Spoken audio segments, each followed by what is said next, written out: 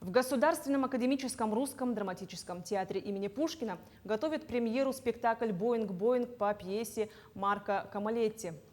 Постановка спектакля занимается режиссер Борис Ярош, хорошо знакомый якутскому зрителю по спектаклю «Безумный день» или «Женитьба Фигаро». В главных ролях задействованы Евгений Кузьмин, Степан Федоренко, Екатерина Нарышкина, Екатерина Зорина и другие актеры русского театра.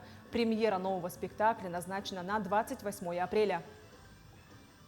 Данный материал, который на самом деле ставится просто с дикой постоянностью, популярностью по всей России, не только далеко за пределами. Это одна из тех самых пьес, которая постоянно берется к постановке, дико популярная. Наконец-то эта волна докатилась и до нас.